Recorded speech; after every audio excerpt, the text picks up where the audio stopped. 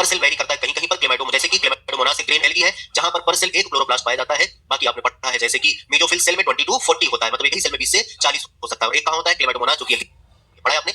अब इससे inner membrane से सराउंडेड जो स्पेस है उसे स्ट्रोमा बोलते हैं। स्ट्रोमा में एक मेम्ब्रेन बाउंड स्ट्रक्चर थाइलाकोइड पाया जाता है। थाइलाकोइड के ग्रुप को ग्रैनम बोलते हैं। ऐसे ढेर सारे ग्रैनम बने तो ग्रैना बोलते हैं। तो जो थाइलाकोइड उसकी कैविटी को ल्यूमेन बोलते हैं, बात सही है। और ये जो दो ग्रैनम है इनके थाइलाकोइड को जोड़ने वाला स्ट्रोमा लैमेली होता है, बात सही है। स्ट्रोमा में इनके आपने पढ़ा है सर्कुलर डबल स्ट्रैंडेड डीएनए भी पाया जाता है, पढ़ा है कि नहीं पढ़ा है।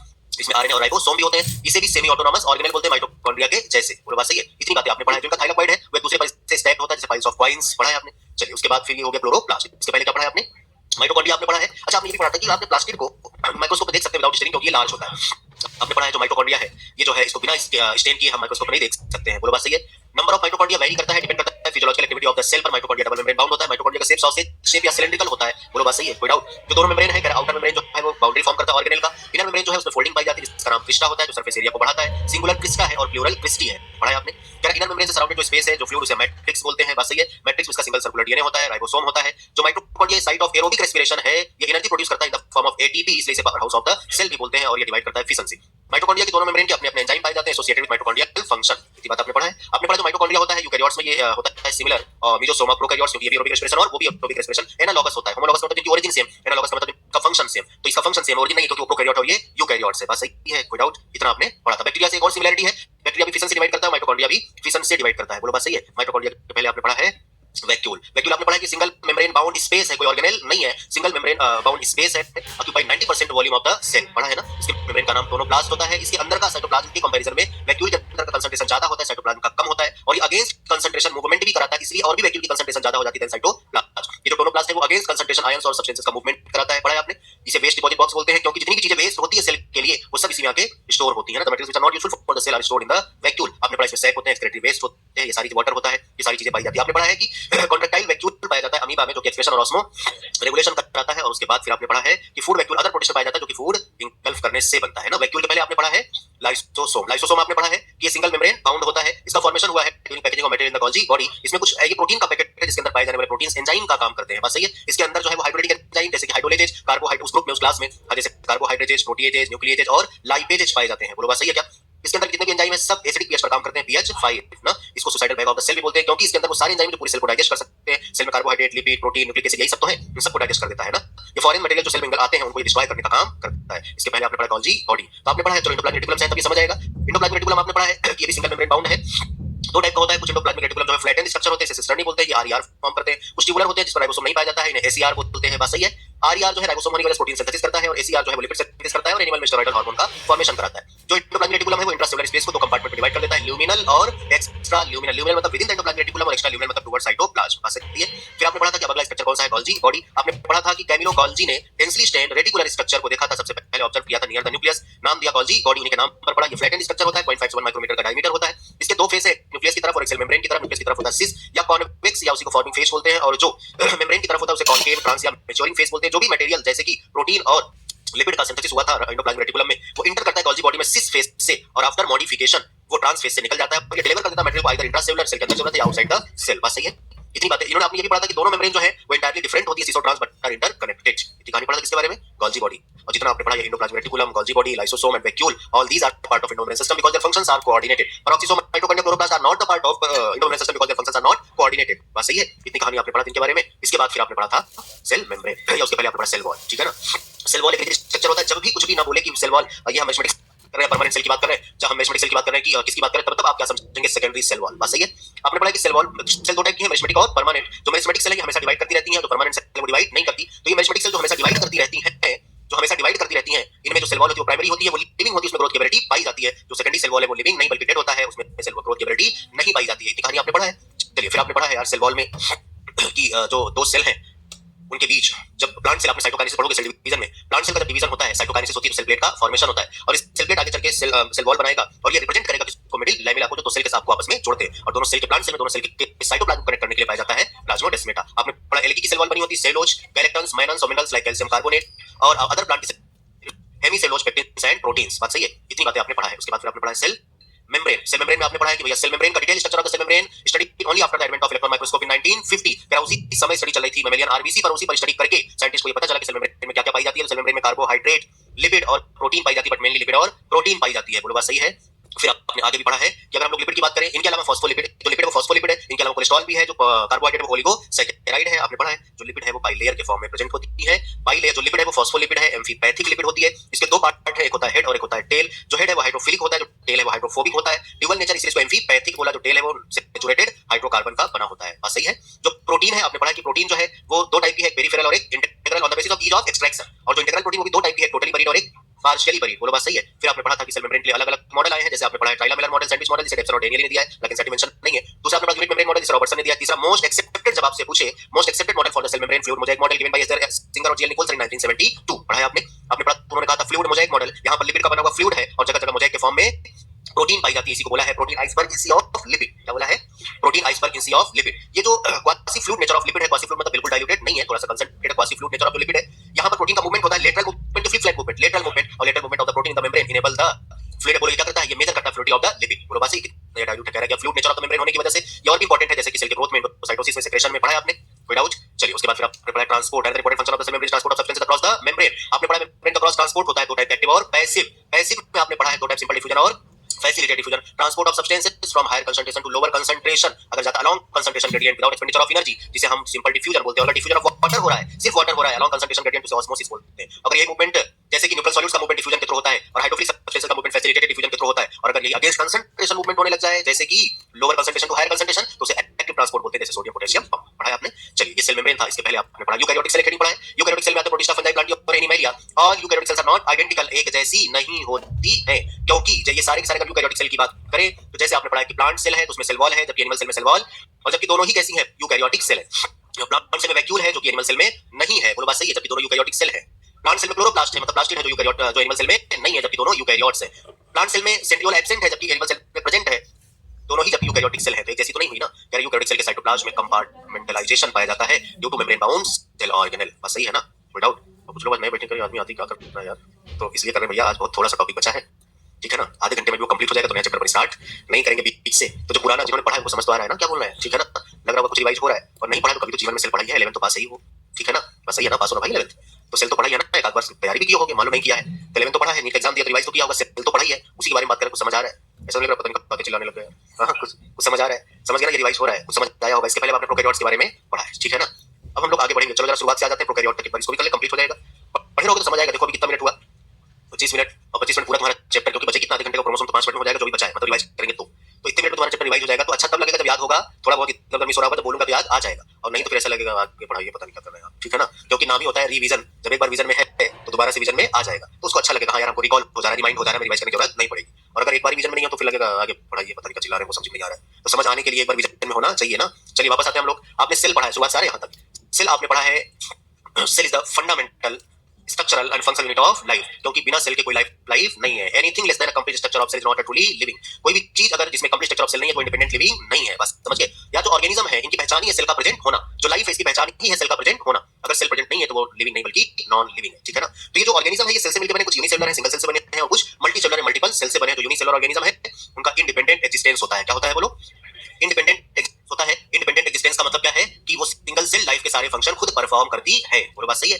दूसरी बात आपने पढ़ी, आपने सेल के बारे में पढ़ा है, व्हाट इज द सेल, उसमें आपने पढ़ा सेल की डिस्कवरी रॉबर्ट हुक ने की है। एड सेल थी, उसका जो स्ट्रक्चर था वो हनीकॉम्ब लाइक था, और वो कॉर्क की सेल थी। कॉर्क आपको मैं बताया बाकायदा क्वर्कस प्लांट का था। बोलो उसके बाद लाइफ सेल की डिस्कवरी किसने की है? Antonio Leeuwenhoek. और सेल में न्यूक्लियस की डिस्कवरी किसने? रॉबर्ट प्राउड, ठीक है? इसके बाद आपने हेडिंग पढ़ा था सेल थ्योरी, पढ़ा है ना? सेल थ्योरी में आपने पढ़ा है कि जो सेल थ्योरी है उसमें दो लोग काम कर रहे थे, एक है मैथियस स्लाइडेन और एक है थियोडर स्वान। मैथियस स्लाइडेन 1838 में काम कर रहे थे, एक तरफा बॉटनिस्ट थे, इन्होंने प्लांट सेल पर काम किया। इन्होंने कहा all plants are composed of cell and product of cell. बात सही है? ऐसा ही कुछ काम at about the same time 1839 में थियोडर स्वान ने किया, जो कि जर्मन जूलॉजिस्ट थे। बताया चेंज हुआ है, याद रखना है, किसने? जर्मन जूलॉजिस्ट थे, ठीक है ना? इन्होंने उन्हीं की बात को कॉपी किया, all animals are composed of cell and product of cell. लेकिन इन्होंने और आगे भी बोला, प्लांट और एनिमल दोनों को स्टडी करी। इन्होंने बताया था कि प्लांट में outer most layer cell wall होती है और एनिमल में सेल मेम्ब्रेन, जिसे आज हम प्लाज्मा मेम्ब्रेन के नाम से जानते हैं। बात सही है ना? तो स्वान ने हाइपोथेसिस दिया था कि all animals and plants are composed of cell and product of cell. बाद में दोनों ने मिलकर सेल थ्योरी दे दिया, लेकिन सेल थ्योरी ये नहीं बता पाई थी कि नई सेल बनती कैसे है। ये बात 1855 में रुडोल्फ विर्चो ने बताया। रुडोल्फ ने स्लाइडेन और स्वान के सेल थ्योरी को मॉडिफाई किया, सेल थ्योरी के फाइनल शेप दिया, जिसे मॉडर्न सेल थ्योरी बोल रहे हैं। बस सही है? फिर आपने पढ़ा कि उन्होंने बताया new cells arise from pre existing cell, जिसे बोलते हैं इन्होंने टर्म इसके लिए बोला ओमनीसेलुलर सेलुलर। हमने इसी को बताया लॉ ऑफ लीनिएज, या रिप्रेजेंट करता है कॉमन एंसेस्ट्री को। बस सही है? उसके बाद आपने पढ़ा today we know cell theory as. क्या पढ़ा है? All living organisms are composed of cell product of cell. और दूसरा point new cells arise from pre existing cell. ये आपने पढ़ा है सेल थ्योरी के बारे में। उसके बाद फिर आपने पढ़ा था एन ओवरव्यू ऑफ सेल। अगर ओवरव्यू ऑफ सेल की बात करें यार, अगर प्लांट सेल ले लो, एनिमल सेल ले, अगर प्लांट सेल ले लें तो अनियन पील ले लो, लेना है तो चीक सेल ले लो, चीमन चीक सेल ले लो। दोनों को जब देखा गया, स्टडी किया गया तो प्लांट सेल में outer most layer cell wall जो डेरिवेटिंग स्ट्रक्चर था, जो बाउंड्री सेल वॉल था, उसके नीचे प्लाज्मा मेम्ब्रेन थी, लेकिन एनिमल थी। हमने यहीं पर आपको बताया है कि भैया सेल में कौन कौन सी चीजें पाई जाती हैं, याद रखो तीन। कौन कौन सी तीन? सेल मेम्ब्रेन, साइटोप्लाज्म और न्यूक्लियस। सर सेल वॉल भी होती है, लेकिन सब में नहीं होती। इसे तीन बातें करेंगे। सेल मेम्ब्रेन यूकेरियोट प्रोकैरियोट दोनों में सेम होती है, बात सही है। अब आपने पढ़ा था कि सर अगर हम लोग यहीं पर आपने और हमने कुछ टर्म लिखवाया है, साइटोप्लाज्म, साइटोसॉल, प्रोटोप्लाज्म, प्रोटोप्लास्ट लिखवाया, वो याद है ना? चलिए, fluid portion of the cell cytosol, उसमें सेल ऑर्गेनेल ऐड कर दो साइटोप्लाज्म, न्यूक्लियस ऐड कर दो प्रोटोप्लाज्म, सेल मेम्ब्रेन ऐड कर दो प्रोटोप्लास्ट। प्रोटोप्लास्ट को बोलते हैं प्लांट में cell without cell wall, plant में बोलते हैं क्योंकि एनिमल में कंप्लीट सेल होती है, ठीक है। फिर आपने पढ़ा सर न्यूक्लियस के बेसिस पर ना सेल दो टाइप की है। सर न्यूक्लियस कुछ जगह पर न्यूक्लियस के ऊपर न्यूक्लियर इनवेलप पाई गई और कुछ जगह पर इनवेलप नहीं पाई गई। सर जहां पर इनवेलप पाई गई उसे यूकैरियोट बोला, जहां नहीं पाई गई उसे प्रोकैरियोट बोला। यूकैरियोट्स में यू का मतलब ट्रू, अकैरियोट्स जब कैरियन से लिया गया इसका मतलब होता है न्यूक्लियस। ट्रू न्यूक्लियस मतलब जिसके ऊपर मेम्ब्रेन पाई जाती है, बात सही है क्या? उसके बाद प्रोकैरियोट्स, प्रो का मतलब प्रिमिटिव होता है, लेस डेवलप होता है, कैरियन का मतलब न्यूक्लियस होता है, बात सही है। फिर आपने पढ़ा कि सर न्यूक्लियस के अलावा ना यूकैरियोट्स में कुछ और भी मेम्ब्रेन बाउंड स्ट्रक्चर पाए जाते हैं, जैसे ऑर्गेनेल बोलते हैं, जैसे mitochondria, endoplasmic reticulum, lysosome, vacuole, Golgi body, chloroplast, बोलो बात सही है। ये जितने भी मेम्ब्रेन बाउंड ऑर्गेनेल हैं सर, ये प्रोकैरियोट्स में नहीं पाए जाते हैं मेम्ब्रेन बाउंड। लेकिन एक ऑर्गेनेल है राइबोसोम, जो कि नॉन मेम्ब्रेन बाउंड है, और वो नॉन मेम्ब्रेन बाउंड दोनों जगह पाया जाता है, यूकैरियोट्स में भी और प्रोकैरियोट्स में भी, बात सही है ना? तो जब आपसे पूछे कि अब ऐसे हमने बोला था no any membrane bound organelle occurs in prokaryote like eukaryote, तो बात सही है। लेकिन अगर बोलेंगे no any organelles like prokaryote present in eukaryote, तो गलत है, क्योंकि राइबोसोम है, क्योंकि नॉन मेम्ब्रेन बाउंड दोनों जगह पर है, ठीक है ना? आपने पढ़ा कि सारे सेल ऑर्गेनेल साइटोप्लाज्म में है, तो काम भी साइटोप्लाज्म में होगा, इसलिए साइटोप्लाज्म को बोलते हैं main arena of cellular activity, इस बात सही है। फिर आपने पढ़ा था यार कि सेंट्रियोल जो कि नॉन मेम्ब्रेन बाउंड है, वो सिर्फ एनिमल में पाया जाता है, सेल डिवीजन में हेल्प करता है। और आगे आपने पढ़ा था कि राइबोसोम बिसाइड साइटोप्लाज्म, अभी बता क्या within two cell organelle and on rough endoplasmic reticulum भी पाया जाता है। आपने पढ़ा कि सेल का जो साइज है, शेप है, वो अलग अलग होता है। जैसे साइज की बात करें तो आपने पढ़ा माइकोप्लाज्मा 0.3 माइक्रोमीटर का है, जबकि माइकोप्लाज्मा ये तरह का पीपीएल जो है माइकोप्लाज्मा ये 0.1 माइक्रोमीटर का है। फिर आपने पढ़ा बैक्टीरिया कोड भी 3 to 5 माइक्रोमीटर, पढ़ा है ना? एक single cell largest isolated single cell ostrich egg होता है, लॉन्गेस्ट सेल नर्व सेल होती है, आरबीसी का डायमीटर मल्टीसेलुलर में 7 माइक्रोमीटर होता है, शेप इनका यार अलग अलग होता है, ये बात आपने पढ़ा है। फिर आपने पढ़ा था प्रोकैरियोटिक सेल, प्रोकैरियोट्स में आपने पढ़ा है बैक्टीरिया, साइनोबैक्टीरिया, माइकोप्लाज्मा और पीपीएलओ आते हैं, कोई डाउट? बात समझ आई? चलिए, उसके बाद फिर आपने पढ़ा है कि सारे prokaryotic cell, all prokaryotic cells are fundamentally similar, पढ़ा है ना? फिर आपने पढ़ा था यार प्रोकैरियोटिक सेल में जो न्यूक्लियस है वो नेकेड होता है, जेनेटिक मटेरियल नेकेड होता है, इनके ऊपर कोई कवरिंग नहीं पाई जाती है, कोई डाउट इसमें? पढ़ा है ना? आपने पढ़ा यार इनके साइटोप्लाज्म में जीनोमिक डीएनए के अलावा, जीनोमिक डीएनए पढ़ा है, सिंगल क्रोमोसोम सर्कुलर डीएनए, इनके अलावा एक smaller circular self replicating DNA पाया जाता है, इसका नाम प्लाज्मिड है। सब में नहीं होता, जिसमें पाया जाएगा उस बैक्टीरिया को यूनिकनेस प्रोवाइड करेगा, और प्लाज्मिड का काम है बोलो, और ये जिस बैक्टीरिया पाएगा उसे एंटीबायोटिक रेजिस्टेंस बना देता है, बात सही है। और आपने पढ़ा बैक्टीरिया में कुछ यूनिक चीजें पाई जाती है, जैसे सेल मेम्ब्रेन की इनफोल्डिंग होती है इनटू द साइटोप्लाज्म, कहां होती है? इनटू द साइटोप्लाज्म, जिसे हम लोग मीजोसोम बोलते हैं। अब सर फंक्शन यही पर बता दें क्योंकि रिवीजन कर रहे हैं, अगले हेडिंग में दिया सेल डेवलपमेंट मॉडिफिकेशन में। मीजोसोम जो है वो सेल वॉल फॉर्मेशन कराता है, सेल का डिस्ट्रीब्यूशन ऑफ डॉटर सेल कराता है, बोलो भाई, रेस्पिरेशन कराता है, सरफेस एरिया को बढ़ाता है, एंजाइमेटिक कंटेंट है, बोलो बात सही है। ये सारे काम किसका है? बोलो मीजोसोम का। अच्छा, आपने पढ़ा है कि infusion body granular structure cytoplasm पाई जाती है, जो कि फूड स्टोर का काम करती है। अगली हेडिंग है, ये दोनों यूनिक फीचर है बैक्टीरिया के, प्रोकैरियोट के, मीजोसोम और इन्फ्यूजन बॉडी। अगला हेडिंग आपने पढ़ा सेल डेवलपमेंट मॉडिफिकेशन, बात सही है ना? चलो भैया, सेल वॉल में अगर बात करें प्रोकैरियोट में सेल इनवेलप जो है वो 3 लेयर पाई जाती है, आउटर मोस्ट ग्लाइकोकाइलिक्स। अच्छा, प्रोकैरियोट में बात छूट गई कि शेप के बेसिस पर बैक्टीरिया 4 टाइप के होते हैं, spherical, rod shape, comma shape और स्पाइरल। स्फेरिकल का एग्जांपल कोकस है, रॉड शेप का बेसिलस है, कॉमा शेप का विब्रियो, स्पाइरल का स्पाइरिलम है, बात सही है। चलिए, फिर आपने यहां पर आए, सेल इनवेलप में 3 लेयर है, कौन कौन सी 3 लेयर है? ग्लाइकोकाइलिक्स, दूसरा सेल वॉल और तीसरी cell envelope, sorry cell membrane, बात सही है ना? जो ग्लाइकोकाइलिक्स है, ये तीनों वैसे तो काम अलग अलग डिस्टिंक्ट फंक्शन है, but they together act as a protective unit, पढ़ा है ना? ग्लाइकोकाइलिक्स की थिकनेस और कंपोजिशन अलग अलग बैक्टीरिया में अलग अलग होती है। अगर ये स्मूथ, अगर ये कैसी बोले स्मूथ है तो स्लाइम लेयर बोलते हैं, अगर रिजिड और थिक कैप्सूल बोलते हैं, बात सही है, बना के आपने पढ़ा है। अब फिर आपने पढ़ा है कि सेल वॉल दूसरी लेयर है जो कि सेल को कोलैप्स होने से और बर्स्ट होने से प्रोटेक्ट करती है, सेल मेम्ब्रेन यूकैरियोट के जाती भी आपने पढ़ा है, ठीक है। उसके बाद सेल मेम्ब्रेन की इनफोल्डिंग के साथ पढ़ा, मीजोसोम बेसाइकल के फॉर्म में, टिब्यूल के फॉर्म में, लेविली के फॉर्म में होता है। मीजोसोम का फंक्शन बता चुके हैं, मीजोसोम के जैसा साइनोबैक्टीरिया में होता है क्रोमैटोफोर, जो कि पिगमेंट स्टोर करता है, जो कि फोटोसिंथेसिस कराता है। बैक्टीरिया में भी मोटाइल और नॉन मोटाइल, अगर मोटाइल होगा तो फ्लैजिला पाए जाएंगे। अब बोले तो prokaryotic flagella are structurally different from eukaryotic flagella, ये बात यूकैरियोट में लिखा है इन्होंने, सीरियो फ्लैजिला बोला है तो, ठीक है। फ्लैजिला के 3 पार्ट है, बेसल बॉडी, हुक और फिलामेंट, इसमें से फिलामेंट लॉन्गेस्ट है, पढ़ा है ना? फिर आपने पढ़ा है कि कुछ और भी फ्लैजिला के अलावा कुछ और भी मेम्ब्रेनस स्ट्रक्चर पाए जाते हैं, फिम्ब्री और पिलाई बोलते हैं। फिम्ब्री जो है प्रेशर लाइक है, पिलाई जो है वो ट्यूबुलर है। फिम्ब्री बैक्टीरिया किसी सरफेस से या होस्ट के अंदर टिश्यू से अटैचमेंट में काम आएगा, और जो ट्यूबुलर है कौन, पिलाई, वो रिप्रोडक्शन में हेल्प करता है, बात सही है। फिर आपने पढ़ा राइबोसोम इन्फ्यूजन बॉडी, राइबोसोम में भी पढ़ा क्या है पूरा का पूरा, इन्फ्यूजन बॉडी भी बता दिया क्या होता है। इनका अलग अलग टाइप है, जैसे साइनोफाइसिन ग्रैन्यूल, ग्लाइकोजन ग्रैन्यूल और फॉस्फेट ग्रैन्यूल। गैस वैक्यूल पाया जाता है, green, purple and green purple photosynthetic bacteria, बोलो बात सही है। इसके बाद फिर यूकैरियोटिक सेल यहां से करा, ठीक है। ये पूरा चैप्टर आपका कंप्लीट है, थोड़ा भी आपने पढ़ा होगा क्लास में लगा के तो अभी पूरा आपको रिमाइंड हो गया होगा, ठीक है ना? चलिए, बाकी लोग जो अभी पहली क्लास में आए भैया, जब आगे आप पढ़ेंगे तो आपको समझ आएगा, तो जब कभी रिवीजन होगा तो आपको समझ में आएगा, ठीक है ना? हम लोग पढ़ रहे हैं, कहां से पढ़ना है आपको बता दिया था, हमको पढ़ना था क्रोमोसोम। चलो, हमको पढ़ना है क्रोमोसोम, तो भैया ध्यान से सुनो। आपकी क्रोमोसोम क्या होता है आपने पढ़ लिया है, अभी अभी हमने आते ही हमने यही से बताया था पहले, बोलो बात सही है। तो सुनो यार, क्रोमोसोम में क्या क्या चीजें पाई जाती हैं, देखो।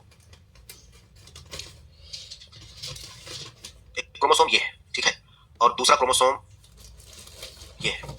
जब भी आपसे, ये है क्रोमोसोम विद 2 क्रोमेटिड और क्रोमोसोम विद 1 क्रोमेटिड, ये डिवीजन के फेजेज में पाए जाते हैं।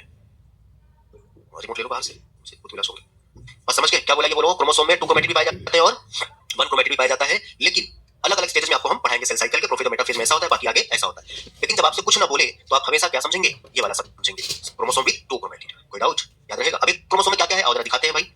एक क्रोमोसोम में ये है, देखो जरा, ये स्ट्रक्चर आपको याद रखना है। इसे हटा दें, बोलो ठीक है। ये याद रखोगे कि एक क्रोमेटिड वाला भी क्रोमोसोम होता है। तो जब भी आपको क्रोमोसोम काउंट करने के लिए देना, तो आप काउंट क्या करेंगे पता है? सेंट्रोमियर से। तो सेंट्रोमियर से क्रोमोसोम काउंट करोगे तो उतना ही आएगा, चाहे उसमें एक क्रोमेटिड हो चाहे 2 क्रोमेटिड हो। तो देखो यहाँ एक क्रोमोसोम में क्या क्या होता है ये आपको याद रखना है। एक क्रोमोसोम में, और इसका नाम लिखे तो आप ही समझ जाओगे। ये है क्रोमेटिड। क्या है बोलो? ये है क्रोमेटिड। क्रोमेटिड, ठीक है ना? ध्यान से सुनो। चाहे इधर से बोलिए एक क्रोमेटिड और ये दूसरा क्रोमेटिड, दो ही होते हैं। चाहे आप ऐसे लिखे और चाहे आप ऐसे हम लिखते हैं, ये है क्रोमेटिड, ठीक है। ये है सेंट्रोमियर।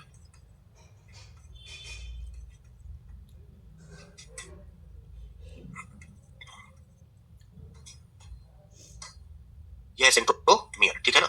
और ये है काइनेटोकोर, प्रोटीन का बना हुआ स्ट्रक्चर है ये काइनेटोकोर। ये proteinaceous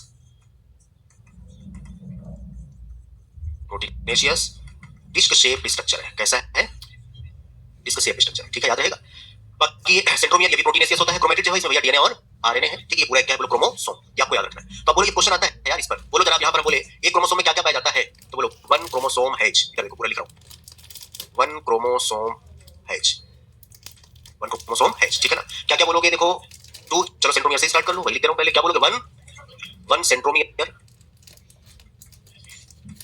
1 centromere, 2 chromatid and 2 kinetochore, ठीक है। काइनेटोकोर का आगे काम लोग सेल डिवीजन पढ़ेंगे, स्पिंडल फाइबर अटैच होते हैं यहीं से आगे, ठीक है ना। अब यहीं पर अगर ऐसे ही, ये बात तो आपको हम पढ़ाएंगे सेल डिवीजन में, लेकिन ये बना दे रहे हैं जरा देखो। अगर ऐसे ही 2 क्रोमोसोम एक दूसरे के ऐसे पैरेलल आ जाए इस तरह से, तो इसे बोलते हैं होमोलॉगस क्रोमोसोम। क्या बोलते हैं? यहां पर भी होगा भैया काइनेटोकोर, ठीक है ना। तो ये क्रोमोसोम कौन सा है? होमो, अभी लिख रहा हूं, वहां पर फिर से लिखूंगे, ठीक लिखेंगे, ठीक है ना। होमोलॉगस, और नहीं लिखे तो आपको पता होना चाहिए। होमोलॉगस क्रोमोसोम, इसी होमोलॉगस क्रोमोसोम को बोलते हैं बाईवैलेंट। क्या बोलते हैं? बाईवैलेंट। इसी को बोलते हैं टेट्राड। 2 क्रोमोसोम है इसलिए होमो, और दोनों दूसरे के साइड पे अगल बगल। पहले क्या बोला था? होमोलॉगस। 2 क्रोमेटिड 4 है तो बोला टेट्राड। कितना बोला? बोलो क्रोमेटिड 4 है तो क्या बोला? टेट्राड। बोला याद रहेगा। अच्छा अब मैं यहाँ लिख रहा हूँ, आगे सेल डिवीजन लिखूंगा और आपको अभी अब अगर आपसे बोले कि 1 होमोक्रोमोसोम या 1 बाइवैलेंट में क्या क्या पाया जाता है, बता सकते हो क्या? बोलो 1 bivalent equal to 2 centromere, 4 chromatid, 4 kinetochore. बता सकते हो कि नहीं? लिख रहा हूं, समझ जाओगे। इससे क्या करेंगे, ठीक है ना। और ये क्योंकि सेल डिवीजन दोबारा से आएगा, बिना इसके आप क्वेश्चन ही नहीं कर पाएंगे, वहां पर क्वेश्चन भी कराएंगे, ठीक। कोई डाउट? चलो ये तो एक क्रोमोसोम में। फिर हमने बोला क्रोमोसोम सर ऐसा भी होता है, अभी बोला था क्रोमोसोम विद सिंगल क्रोमेटिड और क्रोमोसोम विद डबल क्रोमेटिड। जब भी आपको क्रोमोसोम बोले तो हमेशा ये समझोगे, लेकिन अगर बोले क्रोमोसोम विद सिंगल क्रोमेटिड है तो हां क्रोमेटिड एक हो सकता है, लेकिन इसको भी हम एक क्रोमोसोम मानेंगे क्योंकि नंबर ऑफ क्रोमोसोम को काउंट करते हैं नंबर ऑफ सेंट्रोमियर से। तो याद रहेगा, जितने सेंट्रोमियर उतने क्रोमोसोम, चाहे क्रोमेटिड एक हो और चाहे क्रोमेटिड 2 हो। समझ गए? और यहां लिख भी देता हूं मैं, number of chromosome, number of chromosome, चलो is equal to number of centromere, ठीक है ना। भैया क्रोमेटिड से कोई लेना देना नहीं है। चलो यार, अब यहाँ पर एक क्रोमोसोम में क्या क्या पाएगा तो समझ आ गया ना आपको, ये तो आपको समझ आ गया। अब देखते हैं ये जो सेंट्रोमियर है बीच में ना, सेंट्रोमियर के प्रेजेंस के बेसिस पर क्रोमोसोम में सेंट्रोमियर कहां है, इसके बेसिस पर क्रोमोसोम 4 टाइप के, कितने टाइप के, और जरा देखते हैं। Based on the position of, based on the position of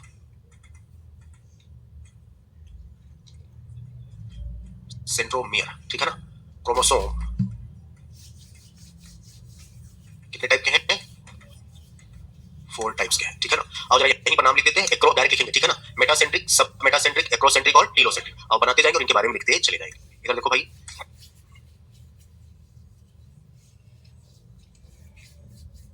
इस तरह से, ठीक है ना। ये ऐसा नहीं होता भैया, घूम गया इस तरह से। लगभग तुम ये मानो कि दोनों आर्म्स क्या है बोलो? इक्वल। सेंट्रोमियर कहां है बोलो? बीच में। सेंट्रोमियर कहां है? दूसरा बोलेंगे centromere slightly away from the, slightly away from the centre या मिडिल, जिसकी वजह से एक आर्म बड़ा और एक आर्म छोटा हो जाएगा, ठीक है ना। बीच से इधर भी जा सकता है और इधर भी आ सकता है, जैसे सब मेटासेंट्रिक। तीसरा है centromere close to one end, मतलब ये एक इंड के नजदीक चला गया, जिसकी वजह से एक बहुत बहुत छोटा हो गया, ठीक है ना। और सबसे लास्ट है सेंट्रोमियर टर्मिनल है। टर्मिनल मतलब एकदम किनारे पहुंच गया, तो इसके लिए कुछ नहीं बोलेंगे, सिर्फ सेंट्रोमियर टर्मिनल बोलेंगे, ठीक है ना। जरा देखो ये है क्रोमोसोम, अलग अलग टाइप के नाम दे रहे, जरा देखो। इसे बोलते हैं मेटासेंट्रिक, मेटासेंट्रिक TRIC है। इसे सब मेटासेंट्रिक, सब मेटासेंट्रिक, इसे बोलते हैं एक्रोसेंट्रिक, और इसे बोलते हैं टीलोसेंट्रिक। टीलोसेंट्रिक। ठीक है, अब इनके बारे में याद क्या रखना है, यहां पर क्या बोला, सेंट्रोमियर, सेंट्रोमियर है ना, सेंट्रोमियर कहां होगा बोलो, मिडिल में होगा। कहां होगा सेंट्रोमियर, इन मिडिल। इसकी वजह से दोनों जो आर्म्स हैं, both arms are equal, both arms are equal. इसका जो शेप होता है वो होता है एल शेप, अभी आप याद, सॉरी वी शेप, अभी आप याद रखिए, जब सेल डिवीजन पढ़ेंगे तो वहां पर दिखाएंगे एनाफेज में, ठीक है ना, वी शेप। दूसरा है सब मेटासेंट्रिक, यहां पर याद रखेंगे सेंट्रोमियर, सेंट्रोमियर स्लाइटली अवे, मतलब थोड़ा सा बीच से हटके, away from middle, slightly away from middle, जिसकी वजह से एक आर्म छोटा और एक आर्म बड़ा, तो one short and one long arm. ठीक है, इसका शेप होता है एल शेप। अभी नहीं दिखेगा सर, अभी तो दिखेगा, सभी जैसे लग रहा है ना, हमने कहा एनाफेज में बताएंगे। एक्रोसेंट्रिक, यहां पर सेंट्रोमियर जो है वो एक इंड की तरफ चला गया, एक इंड के नजदीक चला गया, जिससे एक बहुत बड़ा और एक बहुत छोटा हो गया। क्या बोलेंगे, centromere, centromere close to one end, जिसकी वजह से वन एक्सट्रीमली शॉर्ट, मतलब बहुत ज्यादा छोटा, ठीक है, one extremely short and one very long arm. यहां पर एक शॉर्ट और एक लंबा था, और यहां पर एक बहुत छोटा और एक बहुत बड़ा बोला, इसका ये शेप। ठीक है, टीलोसेंट्रिक, सेंट्रोमियर टर्मिनल होगा, बस इतनी सी बात याद रखना है इसके बारे में, सेंट्रोमियर क्या होगा, टर्मिनल। ठीक है, याद रहेगा इतना। ठीक है, अब सुनो यार, ये तो हो गया टाइप्स ऑफ क्रोमोसोम। कभी कभी ये क्रोमोसोम आपको दिख रहा है, इस क्रोमोसोम की जो सेंट्रोमियर है ना, आओ मैं आगे बना रहा हूं दूसरे पेज पर।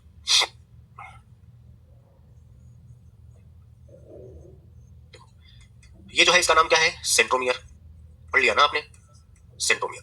सेंट्रोमियर जो है ना, ये स्टेनिंग पार्ट होता है, क्रोमोसोम कलर्ड होता है, ये भी स्टेन्ड पार्ट होता है, मतलब कलर्ड पार्ट होता है। ठीक है ना, इसे बोलते हैं सेंट्रोमियर को प्राइमरी कॉन्स्ट्रिक्शन। क्या बोलते हैं, क्रोमोसोम में जो एक उभार है, पहला उभार, प्राइमरी कॉन्स्ट्रिक्शन, वो सेंट्रोमियर को बोलते हैं। But at some chromosome, in some chromosome, यहां पर कुछ सेकेंडरी कॉन्स्ट्रिक्शन पाए जाते हैं, इस तरह से सेकेंडरी कॉन्स्ट्रिक्शन पाए जाते हैं। और सेकेंडरी कॉन्स्ट्रिक्शन के ऊपर जब क्रोमोसोम होता है तो उसे सैटेलाइट बोलते हैं। क्या बोलते हैं, ये जो सेकेंडरी कॉन्स्ट्रिक्शन है, ये सेकेंडरी कॉन्स्ट्रिक्शन, ये सेकेंडरी कॉन्स्ट्रिक्शन जो है, ये नॉन स्टेन्ड होता है। कैसा है बोलो, नॉन स्टेनिंग पार्ट है ये, या नॉन स्टेन्ड बोलो, ठीक है ना, नॉन स्टेनिंग पार्ट। इसके ऊपर का जो स्ट्रक्चर है, नाम क्या दिया, सैटेलाइट। एनसीईआरटी में देखो डायरेक्ट इसी को लिखा है, सेकेंडरी कॉन्स्ट्रिक्शन। बस समझ गए, सेकेंडरी कॉन्स्ट्रिक्शन ये है, उसके ऊपर क्या है बोलो, सैटेलाइट। सब पर नहीं पाया जाता है, प्रेजेंट एट क्रोमोसोम नंबर, सारे क्रोमोसोम पर नहीं होगा, प्रेजेंट एट क्रोमोसोम नंबर, हालांकि एनसीईआरटी में दिया भी नहीं है, लिख देता हूं, क्रोमोसोम नंबर 13, 14, 15, 21 एंड 22। समझ गए ना, इस पर पाया जाता, सब पर नहीं पाया जाता ये सैटेलाइट। काम आपको भी जरूरत नहीं है, याद रहेगा इतना, कोई डाउट, इतनी बात क्लियर। चलो, ये सैटेलाइट बोलो, सेकेंडरी कॉन्स्ट्रिक्शन ये है, इसके ऊपर का क्रोमोसोम सैटेलाइट, ये सेंट्रोमियर।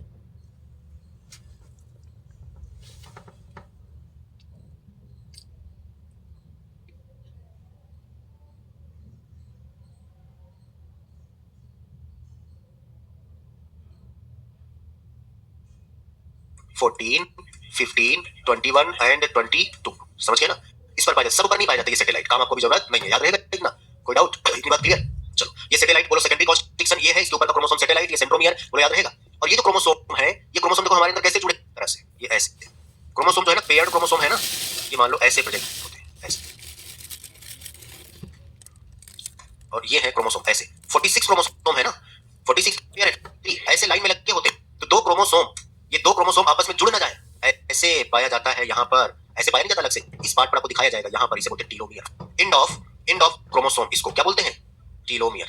अगर एक क्रोमोसोम में पूछे कितना होता है तो बोल देना तुम, कितना बोलो, टीलोमियर। एंड ऑफ क्रोमैटिड बोलो या क्रोमोसोम, क्या करेगा बोलो, दो क्रोमोसोम को, क्योंकि ऐसे लाइन में लगे होते हैं ना क्रोमोसोम, तो दो क्रोमोसोम को जोड़ने हो जाएगी, फिक्स ना हो जाए, ऐसे बचाएगा, बोलो, याद रखेगा, कोई डाउट। इतनी सी कहानी आपको याद रखनी है इनके बारे में। सबसे लास्ट हेडिंग है 1.5-2 लाइन की, माइक्रो बॉडीज। ठीक है, इतनी कहानी अभी आपको पता होना चाहिए, क्रोमोसोम कितने टाइप का है, ठीक है, सेंट्रोमियर क्या है, एक क्रोमोसोम में क्या क्या पाया जाएगा, इतना नोट करिए आप, इतना नोट करिए, ठीक है ना, हो जाए ना सबका, ऐसे यहीं से पढ़ा लेना, देखो ऐसे नहीं।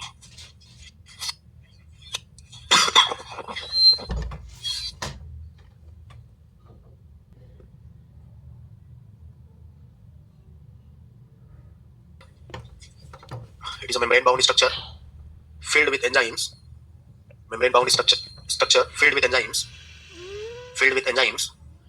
present in both plant and animal, present in both plant and animal। ठीक है, यहाँ पर आपका चैप्टर होता है complete cell the unit of life. Next NPC के आगे हम लोग कंटिन्यू करेंगे अगला चैप्टर एनिमल किंगडम।